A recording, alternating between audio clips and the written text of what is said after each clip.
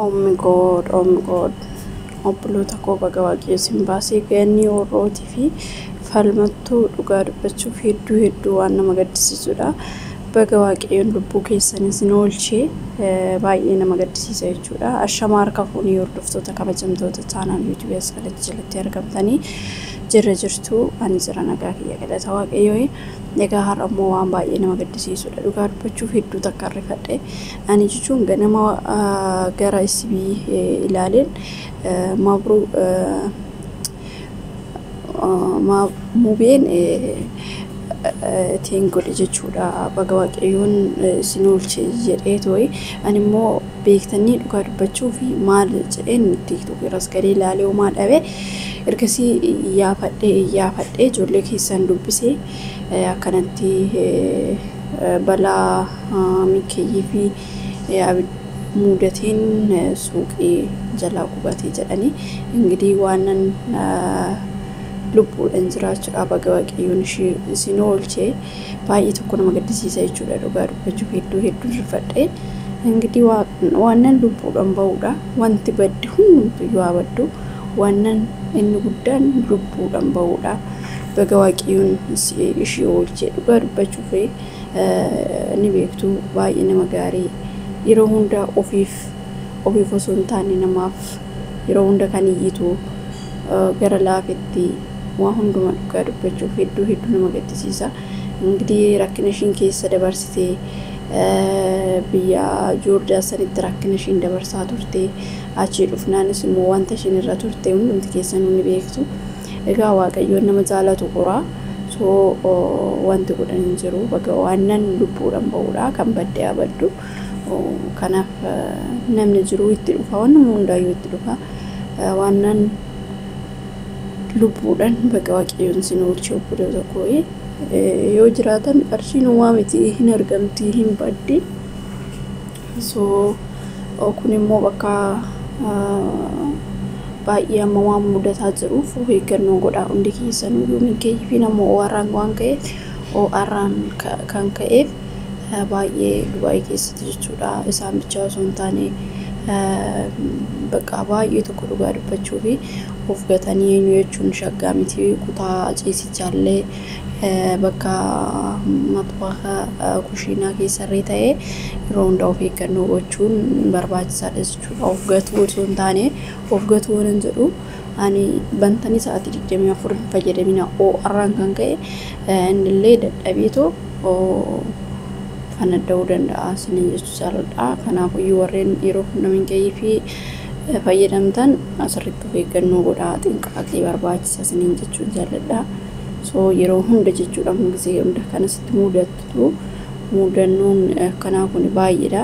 Ijoollee baay'ee nama hin jedhamne dhugaa dubbachuuf Waaqayyoon harka jala qabatee kan baasee da'umtan baay'eedha. Waanan lubbuudhaan ba'uudha. Baga Waaqayyoon isin oolchee dhugaa dubbachuuf hedduu takka rifadhe. Waanan lubbuudhaan ba'uudha obboloota koo warreen haftanis immoo of eeggannoo akka gootan kun dhaamsa kiyya. Kanaafiyyuu balaa Mikeeyyii fi baay'ee ulfaataadha jechuudha. Akkuma beektanii Mikeeyyii fi akka abiddaatti gisee tokko balaa isaa balaa miti. Waaqayyo nama oolchu malee na akkasiniin jechuun jaalladha obboloota koo. Akkuma beektan halkanii guyyaa dhugaa dubbachuuf xaan yeroo takka jireenya nama jibbisiisas osuma boos oduma maal jettu kanarra buute kennuuni tamasgeen jechuudha. Amma Waaqayyoon nama jiraachisetti hanga lubbuudhaan jiranitti Waaqayyoon galateeffachuu waanuma qaban irraan amiin jedhanii fudhachuu tamasgeen jechuu gara Waaqattis darbuu osoo hin taane kanuma qaban tamasgeen jedhanii fudhachuudha inni guddaan jechuudha. Naa kana siniin jechuun jaalladha obboloota koo lubbuudhaan ba'anii jiru. እንግዲህ rifaatudha malee so kan kanarraa fi baga Waaqayyoon isaan oolchee siniin jechuun jaalladha ba'anii jiru.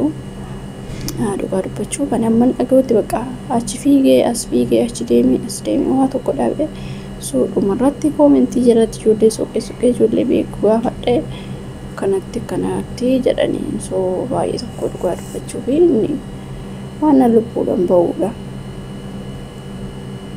Kanaafuu bu'aa asitti biyya kana Dubaay keessa Emirates Dubaay keessatti baay'ee tokko ulfaata beektanii OR'aan ka'e mana elektirikii baay'ee baqa isaa baay'ee cimee dabalee waan jiruuf beekannoo barbaachisaa isiniin jedha. Kan kanarraa naaf immoo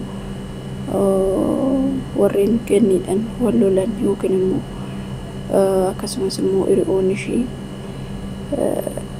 warri isheen jaalanne kaa itti gammadu. Kanaafuu hanga isinii danda'ametti jabeessuun dagatiin isiniin jedha. Kanaafuu maamitiigin waan fayyaadha fayyaan qabaannan waan hunduyyuu hin jira jechuudha. Kiristoos waan inni guddaan maayidha inni guddaan fayyaa qabaachuu waan hunduyyuu itti dhufama jechuudha itti deemama.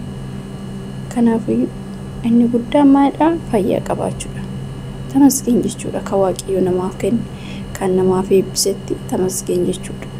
Kanaafuu kun akkuma beektan odoo iyyiitu odoo maa jettu halkanii guyyaa dhugaa dubbachuuf yeroo tokko በጣም ያሳዝናል። በጣም ባይቱ እኮ ነው መገደሲስ ነው ደርበ ዘረኝ ቢዮርማ ከስት ልብ ወፊቱ ይደቡ ግን ወሽነማ ቆራጪ ኦቶማቲክ ንቆድበቹ ሰሞኒ ማዘሪክ የነጀራድ ኦኩዌ አከነተ ጀቴ በቃ ቦዋ ቱርቴ ይቹ አኩማሪክ ተምጨዩን ጉኒ ማዘሪት የባይ ሩኩብሰታ ጅርቲ kadhannaa godhaafi duwinaa godhaafi jechaati turte bochi shaggamti yeroo tokko beekaa dubbachuuf gaarii miti. Kanaafuu kanuma qabdan irratti Waaqayyoon nuuf eebbisii tamasgeen jedhanii jiraatudha malee yeroo hundaa boo'icha gadda Waaqayyoos gaddisiisuu ta'a akkoo akkasatti. Kanaafuu waan kasa Waaqayyoon siniif eebbisetti Waaqayyoon keessan galateeffattanii gara Waaqayyootti deebi'uu akkasumas immoo tamasgeen jechuudhaan maqabannoo eebbisii Waaqayyoon eebbisii jedhanii gaafa jiraatan osoo wanti eenyuudha tokko hin jiru jechuudha. Kanaaf kan maqabdanitti gammadaa jedhamti sagalee Waaqayyoo. Kanaaf kan maqabnutti haa gammannu isiniin jechuu jaaladha. Gara Waaqaatti darbu osoo hin taane kana wanti jiru so amma lubbuudhaan ba'anii jiru waan kan namnu danda'anitti immoo bira dhaabbatudha kan baay'ee guddaamte soo ta'e yaa dhugaa dubbachuu fi akkuma beektan dhugaa baay'ee tokko waan nama gaddisiisudha. Rabbiifu osoo achi kaattee maal jette odoo maatii ishee kunoo kanatti lubbuu ofii ni dhabu odoo maatii ishee yoo maatii kiyyaa yoo mana arga jettee maazarii kiyyan jiraa dhukkubaa odoo shumarreen argin dhugaa dubbachuuf kan ilaalcarraan manama akkana waan gadii tan anuma daqiiqa takka keessatti wal biraa dhabanii wal jibbu jechuudha. Argitanii tanuma bakka jireenyi biyya lafaa dhugaa dubbachuuf. Kanaafuu hanga wal bira jirrutti wal jaalachuu wal kabajuu bakka waliif kennuu naa kana waan jiru hanga dhugaa dubbachuuf namoota baay'een ittiin naafanii maal jedhanii. Kanaafuu hanga nama danda'ametti jireenya ammamiyaan wal bira jiraatanii fi wal jaalachuudha wal kabajuudha inni guddaan bakka waliif kennuudha quba wal qabaachuu wal gaafachuu waan akkasii osoo goone shaggaadha. Dhugaa dubbachuuf namoonni keenya kanan beekanii yeroo hunda wal qeequu wal tuffatu isheen amma dhugaa dubbachuuf namoota baay'ee sagalee ta'aa fi maal jechaa bu'aa baay'ee hedduu keessa dabarteeti kanas keessa inni yoo jabina jechuudha. So kanaafuu nuti illee immoo waliif furmachuu bakka rakkannetti haayisuush waliin jechuu wal jajjabeessuudha. Kanaafuu akkasiin jechuun jaalladha hordoftoota kiyya. Waaqayyoon isaan oolchana Waaqayyoodha. Kanaafuu magarabbiin lubbuu isaanii oolchee kabiraa kanuma jechuun barbaade wanti guddaan immoo fayyaa qabaachuudha. Fayyaa osoo hin qabaanne ishiidha fayyaa qabaadhe tan kan fide malee osoo hin dhukkubee odoo dhukkubsachuu ta'ee kana dhukkubsattuu ta'ee kana hin fidu jechuudha. Kanaafuu hanga nu danda'ametti Waaqayyoon kadhachuu fi baga Waaqayyoon ishii baasee ammas immoo Waaqayyoon ishii wajjin haa ta'u qulqulluu Gabreedin akka yeroo xaafii Hizqeel baase ishees immoo akkasumatti abidda san keessaa ishii baase kanaafiyyuu baga Waaqayyoon ishee oolfatee inni guddaan kanaadha dhugaa dubbachuuf qabeenya waa miti itti dhufamte waan ta'eef kana